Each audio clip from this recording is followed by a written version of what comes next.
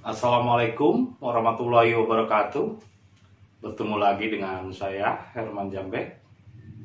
Kali ini saya akan membahas tentang ibadahlah hanya karena Allah. Ibadahlah hanya karena Allah. Tapi seperti biasa, yuk mari kita ngopi. Ngobrol perihal iman, ngobrol perihal Islam. Luar biasa.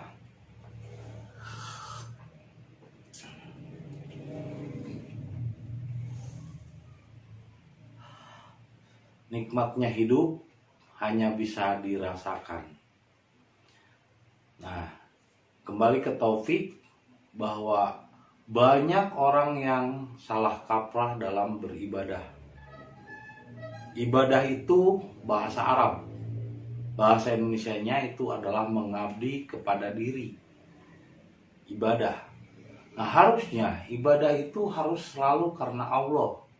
Bukan karena surga, bukan karena ingin surga, bukan karena takut neraka. Karena kalau seandainya dia beribadah karena ingin masuk surga, berarti ibadahnya tidak ikhlas. Karena ada apa? Karena ada tujuan. Maka tumbuhlah seperti pohon yang memberi tanpa mengharap kembali. Tumbuhlah seperti matahari yang menyinari tak harap kembali. Atau seperti ibu yang mengasihi anaknya tak harap kembali. Ini pada umumnya banyak orang yang sudah tersesat dengan sesat yang sejauh-jauhnya. Karena apa? Karena ibadahnya itu tidak ikhlas. Sedangkan patokan untuk ibadah kepada Allah itu ada 3. Sabar, tawakal, dan ikhlas. Nah, bagaimana kita akan mencapai kesucian diri, ketenangan diri, ketentraman diri jika ibadah yang kita tuju itu adalah untuk menuju surga? Lah karena apa? Katanya Allah ada di surga. Lah kalau seandainya Allah ada di surga, berarti gedean surga dong sama Allah. Lah gimana ini? Orang surga dan neraka itu sebetulnya diciptakan oleh akal pikiran kita. Surga dan neraka itu bukan berada di suatu tempat di sana, bukan. Surga dan neraka itu adanya di dalam rasa diri kita. Adanya di dalam diri kita sendiri. Jika kita mudah marah, emosi terhadap keyakinan orang yang berbeda dengan kita, sesungguhnya dia sudah berada di neraka. Tidak menunggu mati. Tapi ketika hati kita damai, tentram, penuh cinta kasih, sesama manusia kita saling menghargai, berbeda agama, berbeda bangsa, berbeda kulit, berbeda keyakinan, kita saling menghormati. Tidak saling menyinggung, tidak saling menyindir, tidak saling merendahkan. Tinggilah tanpa harus merendahkan, menanglah tanpa harus mengalahkan. Karena di mata Allah, di mata Tuhan, semua manusia itu sama. Lalu ada yang bilang, oh bukan Tuhan, bukan Yesus, bukan ini, Allah. Terserah kamu manggilnya Allah. Karena sebetulnya yang namanya Tuhan itu sebetulnya tidak bernama. Hanya manusialah yang menamai Allah.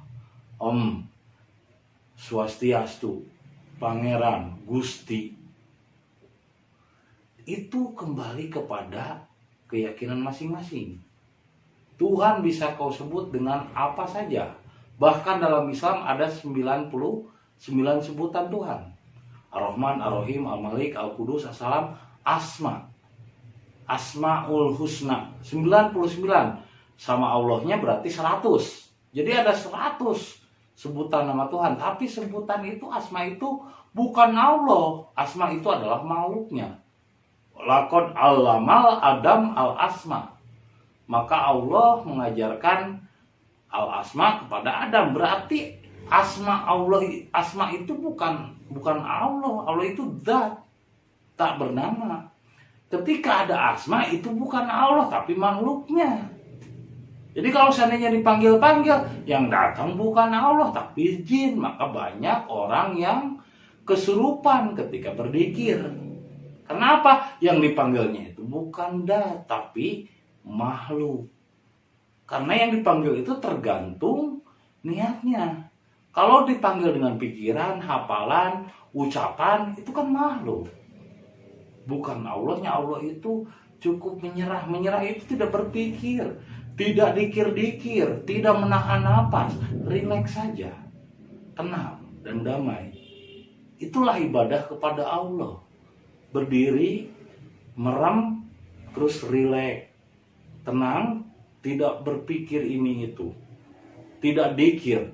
Karena dikir itu kan memanggil, bukan memanggil Allah, itu memanggil hodam, memanggil jin. Maka banyak orang yang salah kaprah dalam ibadahnya. Ibadah bukan karena Allah, ternyata ibadah yang dipanggilnya itu adalah hodam. Maka coba saksikan video berikut ini.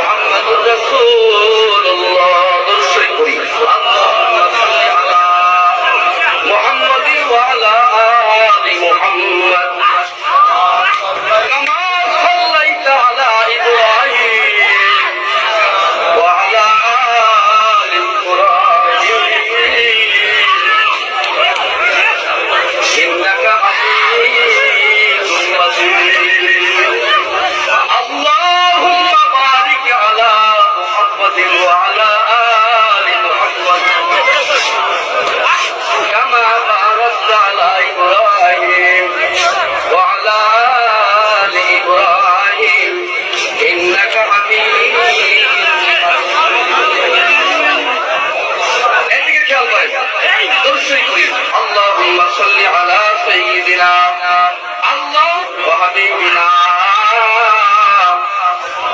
wa maulana Muhammad sallallahu ta'ala alaihi wa ala alihi wa ashabihi wa baraka wa sallam. Eদিকে খেয়াল করেন, এদিকে খেয়াল করেন। Nah itu tadi kita lihat bagaimana video orang-orang yang berzikir, memanggil-manggil Allah, tapi malah justru kesurupan. Kenapa? Karena yang dipanggil, yang memanggilnya itu pikiran, yang memanggilnya itu nafsu hati. Maka yang datang pun ya jin, ya hodam yang datangnya, bukan Allah. Tapi kalau beribadah, relaksasi, menyerah, berserah diri kepada Allah. Karena berserah diri kepada Allah itu bahasa Arabnya adalah Islam. Jadi Islam itu harus kepada Allah saja, hanya kepada Allah saja. Jangan kepada sesuatu, jangan karena ingin surga. Nah kalau kita ibadah ingin surga, berarti Allah lebih kecil daripada surga itu sendiri. Nah Allah di surga, berarti Allahnya kecil loh. Surga yang lebih besar. Bagi saya surga itu bukannya apa, itu ada memang, tapi bukan di luar, bukan di sana atau di suatu tempat, bukan. Surga itu dalam ketenangan rasa diri, bukan imajinasi kita surga itu begini, surga begitu. Lah kasihan yang biasa merokok kayak saya. Nanti saya masuk surga misalnya, aduh pas saya pengen ngerokok saya kan harus ke neraka dulu, bakar api di neraka, baru saya bisa merokok. Itu kan bayangan manusia yang hidup. Api, air, dan lain sebagainya, itu kan bayangan manusia hidup. Di surga ada 70 bidadari, itu kan hayalan manusia yang jorok. Nah, kasihan kan di surga ada 70 bidadari katanya, bahkan 100 lebih. Nah, perempuan bagaimana? Nggak ada bidadara. Nah, ini diskriminasi. Nah, surga itu kan bukan seperti apa yang dibayangkan. Adanya perempuan, laki-laki, surga ini, surga itu kan hayalan manusia yang masih hidup. Nah, kita kan nggak pernah tahu bagaimana surga setelah mati. Loh, orang yang sudah meninggal saja pada betah di alamnya. Artinya berarti alam setelah mati itu lebih enak, lebih nikmat daripada alam dunia. Karena apa? Buktinya mereka yang udah mati nggak balik lagi. Coba kalau mereka nggak betah balik lagi ke dunia, ya kan? Berarti alam setelah meninggal itu lebih nikmat. Bahkan mungkin sebetulnya mati itu bukan mungkin, tapi benar bahwa mati itu bukanlah kematian, tapi justru awal menuju tahapan yang lebih tinggi, tingkatannya lebih tinggi. Sementara kita sekarang ini masih tersekat, masih bayangan pikiran kita masih terjebak oleh duniawi, oleh benda. Sehingga surganya pun surga Darussalam. Surga pun ada 7 kan? Surga Darussalam, surga Firdaus, Aden, dan lain sebagainya, sampai 7 surga. Neraka pun begitu, neraka Jahanam, neraka Wail, neraka Syir, neraka apa, nggak tahu lah. Pokoknya saya bukan ahli tukang ngapalin ya. Saya bukan ustadz yang tukang ngapalin. Saya lebih kepada praktisi, praktek. Karena yang namanya kebenaran itu bukan hafalan. Kalau hafalan, anak kecil juga bisa ngapalin. Sekarang ini banyak sekali ustadz-ustadz yang ngomongnya kayak tahu tentang kebenaran, tapi semuanya itu baru hafalan. Baru katanya begini, katanya begitu. Ini kayak calo di terminal. Surga, surga, surga, surga. Sementara dia masih di dunia. Ngomongin tentang akhirat, akhirat, akhirat. Sementara dia masih di dunia. Ngomongin tentang kebenaran, sementara dia cuma baca, cuma hafal, dia belum ngalamin. Taunya asin itu, taunya garam itu asin, tapi tidak tahu bagaimana rasanya. Jadi ini yang banyak orang seperti ngomongin pizza, tapi dia sendiri belum pernah ngerasain pizza. Bagi saya adalah pembodohan publik. Dan banyak di Indonesia ini anehnya itu lebih percaya kepada penghafal. Nah, penghafal kitab itu bukan ulama, bukan ustadz, tapi ahli kitab. Beda. Penghafal kitab, penghafal ayat itu bukan ulama, tapi ahli kitab. Lam yakunil ladina kafaru min ahlil kitab hatta ta'tiyahumul bayyinah. Terus ayat lain lagi, ya ahlul kitab lima talbisul haq bil batili wa tatumuna wa antum ta'lamun. Ahli kitab itu suka mentarbalikan yang hak dengan yang batil. Yang tadinya hak jadi batil, yang tadinya batil jadi hak. Kenapa? Dia ngotak-ngatik ayat dengan akal. Karena cuma hafalan. Sehingga tujuan hidupnya bukan kepada Allah, ibadahnya pun bukan kepada Allah, tapi karena surga dan takut neraka. Ini kayak anak kecil. Kalau berbuat baik dikasih hadiah, kalau tidak berbuat baik dihukum. Ini kan kayak ke anak kecil. Padahal yang namanya ibadah itu surga dan nerakanya, nikmat dan tidaknya itu dirasakan oleh dirinya, bukan tempat di sana surga, di sana neraka, bukan. Tapi di dalam dada kita sendiri. Kita sendiri yang akan merasakannya. Misalnya kita senang mabok-mabokan, setelah sadar kita baru ingat, wah dompet hilang, mobil hilang dan sebagainya. Itu kan hanya dirasakan oleh sendiri. Keuntungan, kerugiannya bukan tentang nanti di akhirat akan ada apa, surga dan neraka begini begitu. Yang nggak usah dipikirin kan. Bagaimana kamu hidup di dunia? Karena di ayatnya juga dikatakan ad-dunya majra'atul akhirah. Dunia itu cermin akhirat. Jadi ya bagaimana apa yang kamu rasakan, itulah yang akan kamu rasakan setelah mati. Dan surga yang dimaksud itu adalah 7 tingkatan daya dan rohani. Benda, tumbuhan, hewan, jasmani, rohani, rahmani, dan rabbani. Nafsu amarah, nafsu lawamah, nafsu supiyah, nafsu mutmainah, ruhani, rahmani, dan rabani. Jadi 7 tingkatan surga dan neraka itu sebetulnya adalah 7 tingkatan daya diri kita. Kecintaan kita kemana? Kalau kita mencintai orang dan melihat orang masih dari benda, berarti surga kita masih di surga benda. Semuanya kebagian surga. Tapi tergantung tingkatan dan levelnya. Kalau kebenaran cuma taunya di hafalan, maka biasanya itu di surga benda. Karena dulu itu Nabi Muhammad usaha dipakai dakwah. Sekarang itu dakwah dipakai usaha. Catat. Dakwah yang dipakai usaha bukan ulama, tapi ahli kitab. Kalau ulama adalah orang yang mengenal ilmu melalui pengalaman. Experience is the best teacher. Pengalaman adalah guru terbaik. Jadi ibadahlah bukan karena surga, bukan karena ingin surga, bukan karena takut neraka, bukan mengharapkan imbalan surga, bukan karena ditakut-takutin neraka. Orang yang sering menakut-nakuti azab, menakut-nakuti neraka, itu bukan Allah. Allah itu Ar-Rahman Ar-Rahim. Bismillahirrahmanirrahim. Allah itu Ar-Rahman Ar-Rahim. Tidak pernah menakut-nakuti, bahkan tidak pernah mengajab sebesar jarak sekalipun. Allah tidak pernah mengajab manusia. Manusia diajab oleh kelakuannya sendiri. Orang yang sering mengajab, menakut-nakuti azab, menakut-nakuti neraka kepada orang lain, itu tujuannya agar orang itu sepaham dengannya, agar orang itu mengikuti idealisme cara berpikirnya. Biasanya yang suka takut-takuti itu cuma satu, setan. Bukan manusia. Yang suka nakut-nakutin itu bukan manusia, tapi setan, iblis. Itu kerjanya suka nakut-nakutin. Jadi kalau ajarannya ulama itu kasih sayang, tidak pernah nakut-nakuti. Dan menyarankan orang ibadah bukan karena surga dan neraka, tapi karena Allah.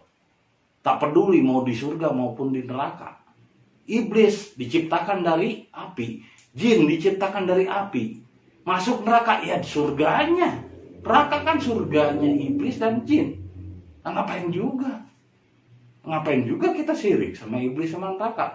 Mereka masuk neraka berarti kan masuk surga.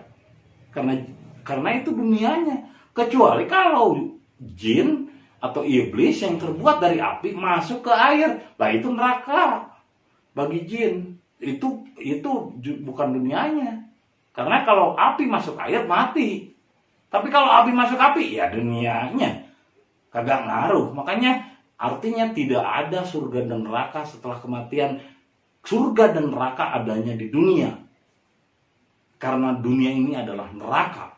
Dan ketika kita terbawa emosi, mudah marah dengan keyakinan orang yang berbeda dengan kita, keyakinannya, itu sudah di neraka.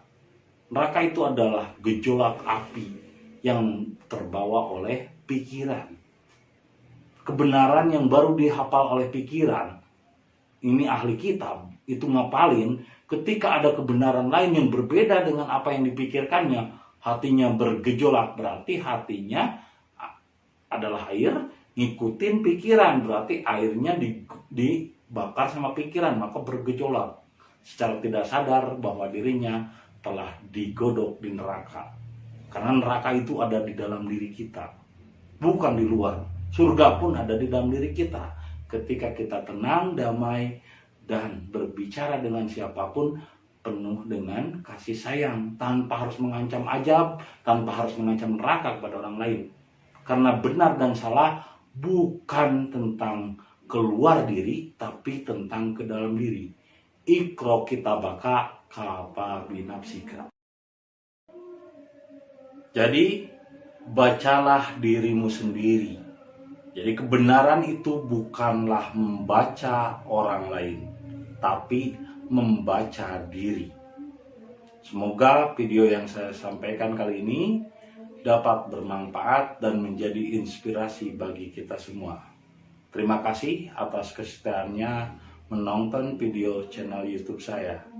Dan subscribe, juga like, dan share sebanyak-banyaknya silahkan, supaya bermanfaat bagi orang lain, agar tidak terus-terusan dibodohi oleh ahli kitab. Jadi belajarlah untuk membaca diri, bukan membaca orang lain. Karena ahli kitab ini selalu menyarankan untuk membaca orang lain dan menganggap Islam itu kelompok atau golongan. Padahal Islam itu berserah diri kepada Allah. Islamlah hanya kepada Allah. Berserah dirilah hanya kepada Allah. Ibadahlah hanya karena Allah, bukan karena surga dan neraka. Terima kasih. Assalamualaikum warahmatullahi wabarakatuh.